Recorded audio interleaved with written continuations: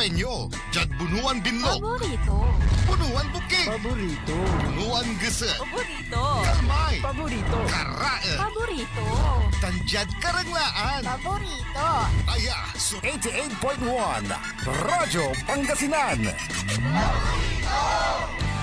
Balita sa umaga. Musika walang sawa. Pangasinan Gulf Waves Network Corporation. Sa Pangasinan, ito ang DWJE 88.1 FM Radyo Pangasinan. Paborito. Kahit saan sulok ng Pangasinan, Paborito. ikaw ang pinag-uusapan. Paborito. Ang radyo na paborito ng bayan. Paborito. DWJE 88.1 FM ang pinapakinggan. Paborito ng kabataan at matatanda. Paborito. Paborito. Paboritong pakinggan sa bus, tricycle, jeep at mga opisina.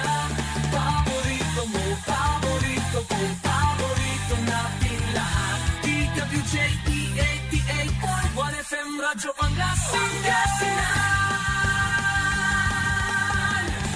DWJE 88.1 FM Radyo Pangasinan.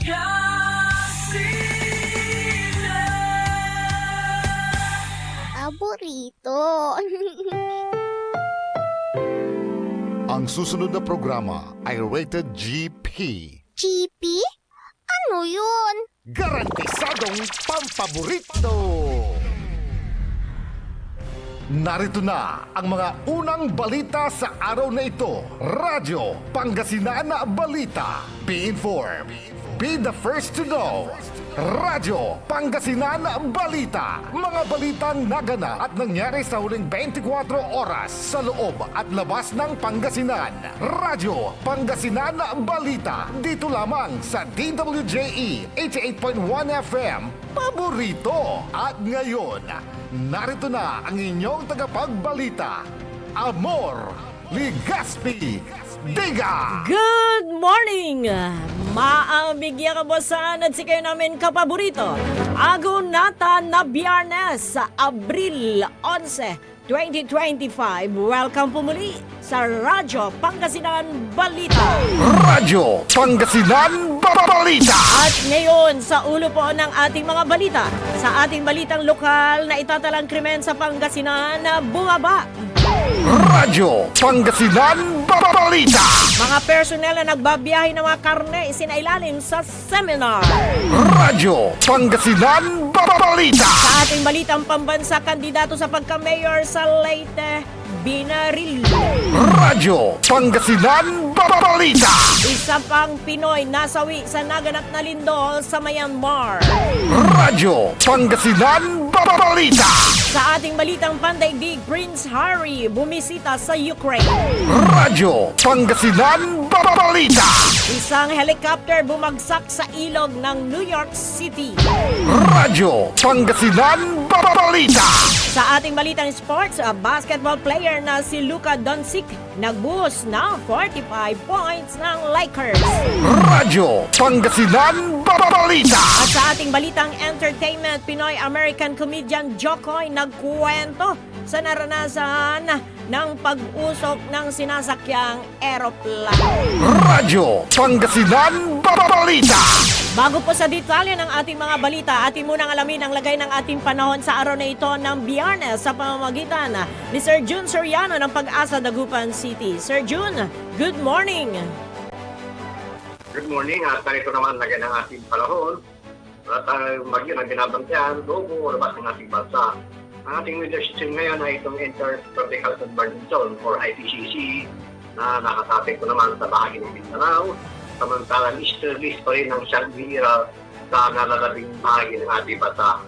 Dahil sa long system, weather system na yan, ang buong lalabigan ng Pangasinan, particular ang Dagupan City, ay magpapatuloy pa rin po yung ating bagyang maulap, ang sabulap na papagrin na may mga kulong pag-ulan at pag-ulong. Dahil pa rin sa easterlies. At ang tamang hangin naman at nagmumula sa may silangan hanggang timog silangan siya namang iral At ang ating baybayin dagat naman ay katamtaman ang pagtalon. Wala rin tayong iluwaning na nakataas sa anumang bahagi ng ating bansa. Ang ating agwat ng temperatura ay nasa 26 hanggang 34 degrees Celsius at ang ating nasang damang init o heat index ngayon ay nasa 43 degrees Celsius. Ang araw ay sumikat pa rin ng 5:47 ng umaga at tulog naman 6:30 ng dakong hapon. Yan mo nang lagyan ng ating panahon ay tagapagkulat. Yun, Soriano, magandang umaga. Maraming salamat, Sir Jun Soriano ng Pag-asa, Dagupan City. Radyo Pangasinan Balita. At ngayon sa detalye naman po ng ating mga balitang lokal, bumaba ang bilang ng krimen na naitala sa Pangasinan.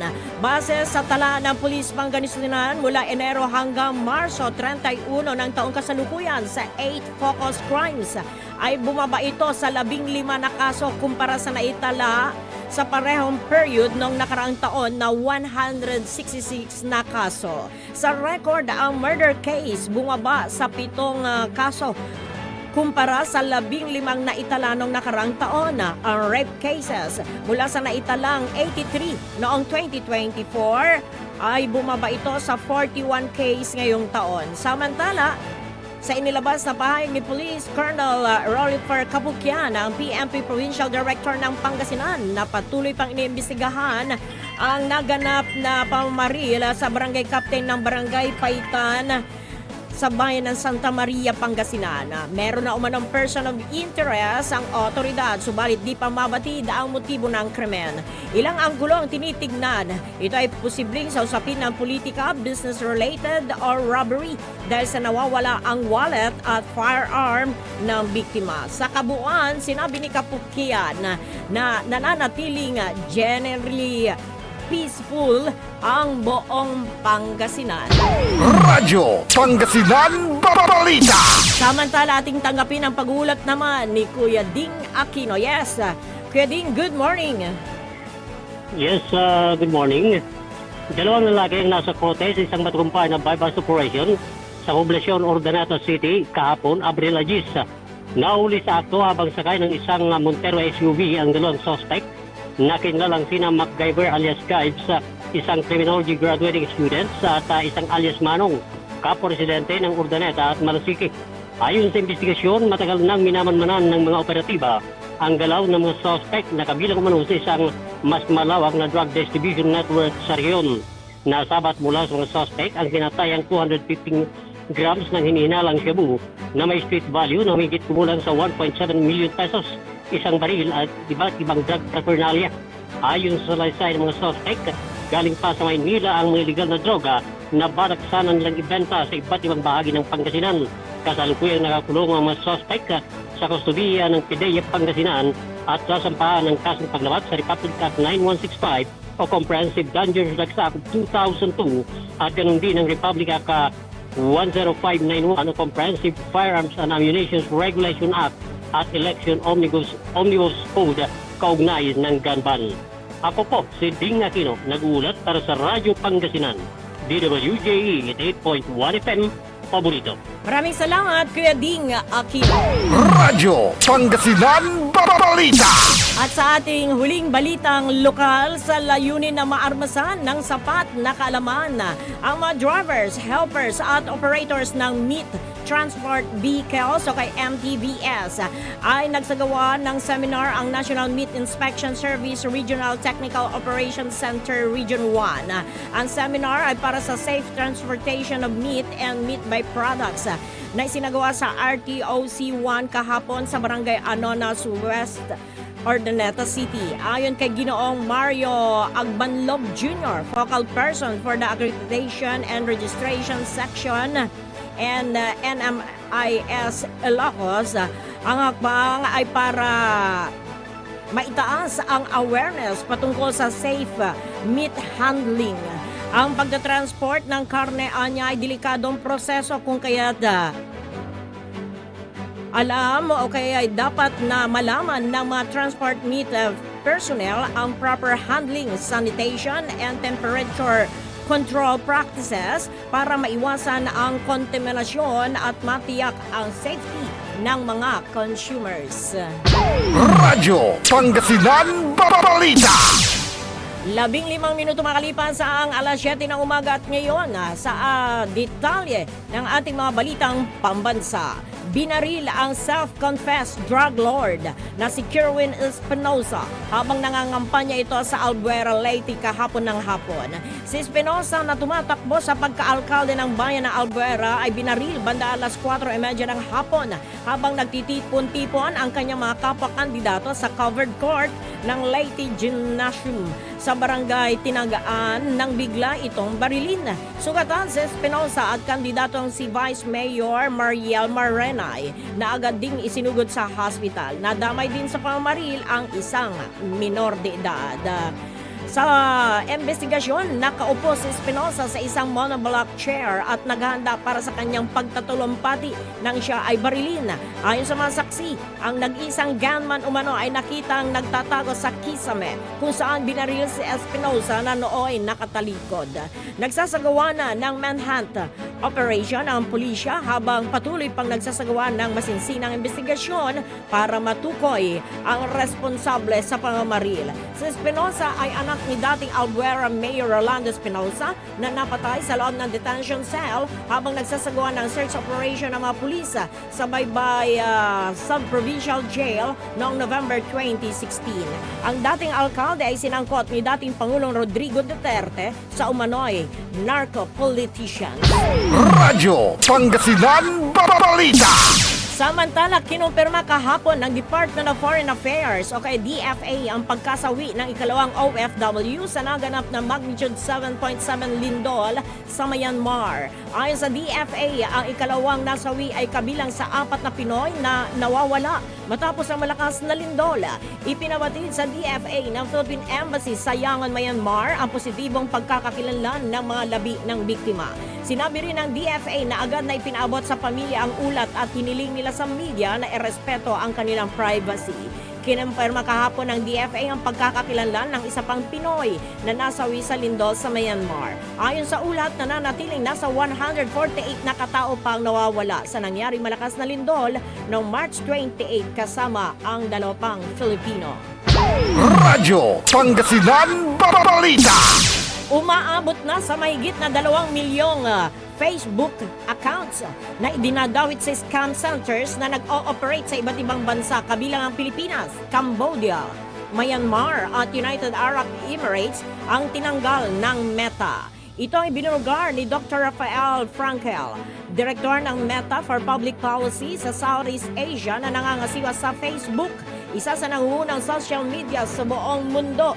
Sa ginanap na pagdinig ng House Strike Committee hinggil sa issue ng fake news at disinformation. Ayon kay Frankel, ang nasabing mga accounts ay na-discovering bahagi ng large-scale scam operations na isinasangkot sa transnational na kriminal na aktibidades.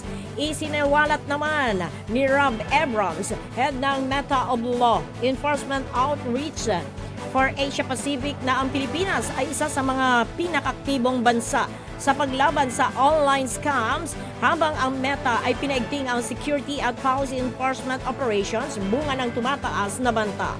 Ayon sa Meta officials, ang pagtatanggal sa nasabing mga accounts ay isang mahalagang hakbang para matugunan ang mga mapanlinlang na schemes at mapigilan ang pagkalat ng disinformation sa nasabing digital platform. Radyo Pangasinan Balita. 19 na minuto makalipas ang alas 7 ng umaga at sa karagdagan pa po ng ating balitang pambansa. Inatasan ni President Bongbong Marcos Jr. ang Philippine National Police na imbestigahan ang panibagong kaso ng kidnapping at pagpatay sa negosyanteng Filipino-Chinese na si Anson Cue at driver nito sa Rodriguez, Rizal. Sinabi ni Presidential Communications Office Undersecretary at Palace Press Officer Claire Castro, aksyonan ng gobyerno ang kaso ni Cue. Bumuo na rin ng Special Investigation Task Group na hahawak sa high-profile case. Matatandang natagpuan ng bangkay ng 2 na nakasilid sa sako at naka-duct tape ang mga mukha. Radyo Pangasinan Balita. Pinawi naman ng Malacanang ang pangamba ng publiko ukol sa kalusugan ni President Bongbong Marcos Jr. Ito ay matapos na napansin ng publiko ang pagdugo ng bahagi ng kanyang gilagid habang nagtatalumpati noong araw ng kagitingan sa Camp General Emilia Aguinaldo. Ayon kay Palace Press Officer Claire Castro, nawala itong nakikitang problema dahil sa nagpatawag pa ito ng pulong noong Huwebes ng umaga. Dagdag pa ni Castro na walang dapat ikabahala sa kalusugan ng presidente. Radyo Pangasinan Balita. Pumanaw na ang dating Philippine Charity Sweepstakes Office Board Member at whistleblower Sandra Cam sa edad na 64. Kinumpirma ito ng kanyang anak na si Macmac ang pagpanaw ni Cam o Sandra Abanyo Martinez Cam nitong Abril 10, 2025. Hindi na binanggit na ang sanhi ng kamatayan ng ina. Taong 2020 nang nahaharap ito sa kasong murder dahil sa iniuugnay ito sa pagpatay kay dating Masbate Vice Mayor Charlie Yuson III. Subalit ang kaso ay naibasura noong 2023. Noong 2005 ay ibinunyag niya na siya ay isang weteng bag woman bago naging whistleblower na nagbunyag ng mga politiko na tumatanggap ng pera sa sugal. Noong panahon ni President Rodrigo Duterte ay tinalaga ito bilang board member ng PCSO. Radyo Pangasinan Balita. At sa ating huling balitang pambansa, kinundina ng Commission on Election o kay COMELEC ang naganap na pamamaril sa tumatakbong alkalde ng Albuera Leyte na si Kerwin Espinosa. Sinabi ni COMELEC Chairman George Garcia na dapat ay agad na maaresto ang mga suspect at sila ay sampahan ng kaso. Ang halalan ay hindi anya sa patayan at sa halip ay magbibigay buhay sa demokrasya sa bansa. Dagdag pa nito na balota at hindi bala ang kasagutan sa ating problema. Radyo Pangasinan Balita. 22 minuto makalipas ang alas 7 ng umaga at ngayon, sa detalye naman po ng ating balitang pandaigdig. Sorpresang binisita ni Prince Harry ang mga biktima ng gera sa Ukraine. Ayon sa tagapagsalita nito na ang pagbisita ay bahagi ng kanyang pakikipagtrabaho sa mga sugatang war veterans. Tinuon nito ang Superhumans Center na isang orthopedic clinic sa Lviv, kung saan doon dinadala ang mga sugatang sundalo at sibilyan. Tinignan nito ang mga makabagong teknolohiya na nagbibigay ng prosthetics, reconstructive surgery at psychological na tulong kung saan ito ay libre. Ang Duke of Sussex ay nagsilbi ng 10 taon sa British Army kung saan kilala siya sa pagtulong sa mga nasugatang sundalo. Itinatag niya ang Invictus Games noong 2014 na katulad din ng Paralympics, pero ang mga kasali ay mga sugatang sundalo. Hindi na bago ang 40 anyos na si Harry sa gera dahil nagsilbi ito ng 2 taon sa Afghanistan kung saan sumakay pa ito ng helicopter bilang co-pilot gunner. Siya ang pangalawang membro ng royal family na bumisita sa Ukraine. Nang una ay ang tiyahin nito na si Sophie, ang Duchess of Edinburgh noong nakaraang taon. Radyo Pangasinan Balita. Patuloy naman ang ginagawang pag-rescue ng mga otoridad matapos ang pagbagsak ng isang helicopter sa New York City. Ayon sa mga otoridad, naganap o kay nagulat na lamang ang maraming tao na makitang biglang bumagsak ang helicopter sa Hudson River. Matapos ang ilang minuto ay mabilis na lumuwag sa ilog ang bumagsak na helicopter. Base sa investigasyon na bumagsak sa bahagi ng Pier 25 sa pagitan ng West Street at Canal Street ang helicopter pasado alas 3 ng hapon sa oras doon. Mayroong 2 kataong nakuha ng mga rescuers kung saan hindi patiyak ng mga otoridad kung ilan ang sakay nito. Patuloy na inaalam ng mga otoridad ang sanhi ng pagbagsak ng helicopter. Radyo Pangasinan Balita. Ibinunyag naman ni Ukrainian President Volodymyr Zelensky na hindi bababa sa 155 Chinese citizens na sumanib sa Russian Army para sila ay kalabanin. Kasunod ito sa naunang 2 Chinese nationals ang naaresto ng mga sundalo ng Ukraine na nakikipaglaban sa kanila. Giit nito na malinaw na lamang ang kanilang unang hinala na tumutulong talaga ang China sa Russia. Sa kanyang pagtansya ay nasa 155 na Chinese ang sumapi sa Russian Army. Pinabulaanan naman ito ng China kung saan pinag-iingat ang Ukraine na wag basta magbintang sa kanila. Una rito ay dinagdagan ng Russia ang pag-recruit ng mga sundalo nito dahil sa ilang libo na ang nasawi matapos ang pakikipaglaban sa Ukraine mula pa noong 2022. Radyo Pangasinan Balita. 25 minuto makalipas ang alas 7 na umaga at ngayon sa detalye naman po ng ating balitang sports.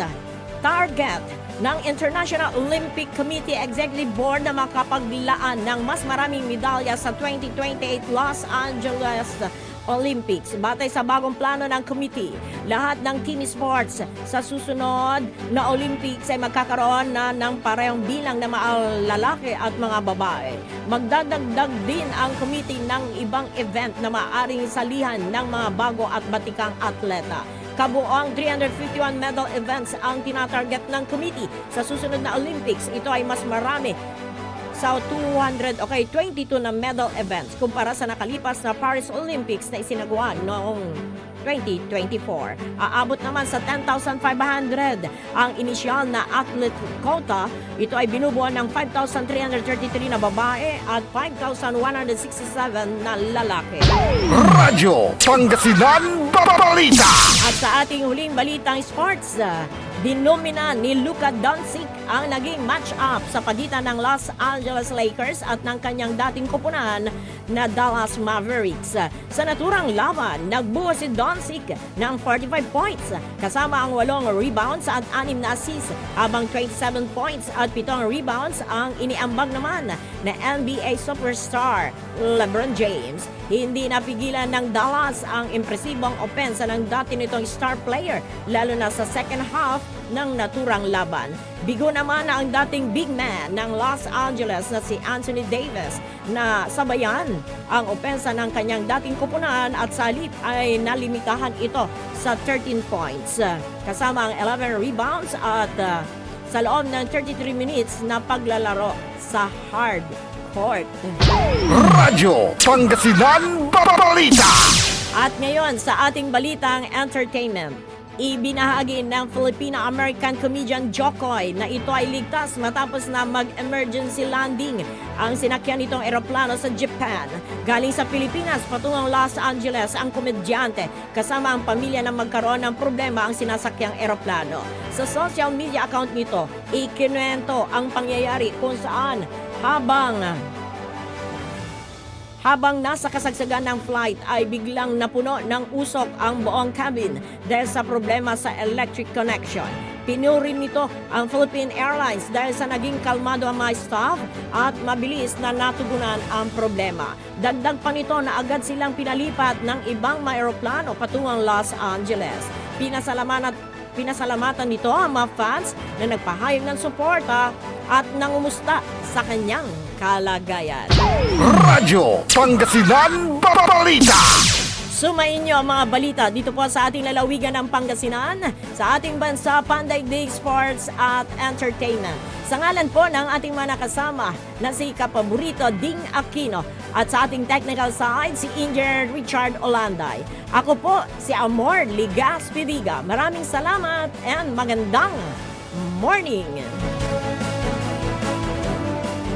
Sikaratan susaray manunaan na balita. Edsayan Kabuasan, Radyo Pangasinan Balita. Ang puta-putang Iran Balita. Kayo mismo ba pumatay? Ako, marami. Ang puta-putang Iran Sunata.